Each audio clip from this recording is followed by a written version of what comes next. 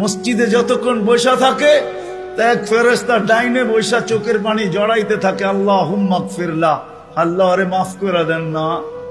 আল্লাহ বলে তোরা তো আইলো গেল কি, আপনার ঘরেই তো বের হইছে, আমাকে জিজ্ঞাসা করেন কেন তোর দিলে এত ব্যথা কেন? আপনার ঘরেই তো বের হইছে, বন্দা তো আপনারই সৃষ্টির সেরা, তো আপনিই বানাইছেন। ও যদিও না কান্দে তো আমি ওর পক্ষ হয়ে একটু কান্দতেছি, অসুবিধা কি? আরেকজন বলে আল্লাহুম্মা আরহাম আলাইহি, আল্লাহর উপরে দয়া করেন না। আপনার ঘরে বসে রইল, তারপরে যদি দয়া না করেন তো বাজারে গেলে করবেন, ওটা তো দয়ার জায়গাই না। কি করে না করে না দোয়া? যতক্ষণ মসজিদে বসে থাকে আরেকজন নামাজের সওয়াব লিখতে থাকে।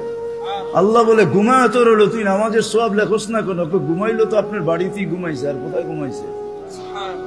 সওয়াব লিখবো না তো লিখবো না কেন? এটাও ফেরেশতা চালায়। আপনি ভাবেন শ্বাস প্রশ্বাস এমনি নেন? কন্ট্রোল রুম আছে, কন্ট্রোল রুম। হ্যাঁ, হাবায়েক ফি আখবারিল মালায়েক কিতাবে আছে, জালালউদ্দিন সুয়ুতি রহমাতুল্লাহ আলাইহি লেখা। যখন শ্বাস নেই তো ফেরেশতা বলে আল্লাহ আমসিকা ওয়াতরুক, বন্ধ করে দিব না খোলা রাখবো?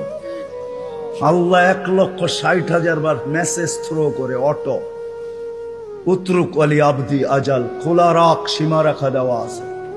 যেদিন সীমা রেখায় আসবে ওই দিন বলবো টানবো তো আর ছাড়তে দিবি না, ছাড়বো তো আর টানতে দিবি না।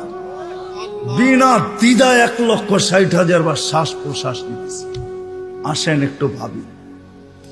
সুর তো আমার কাছে নাই যে আমি আপনাদেরকে পাগল করব।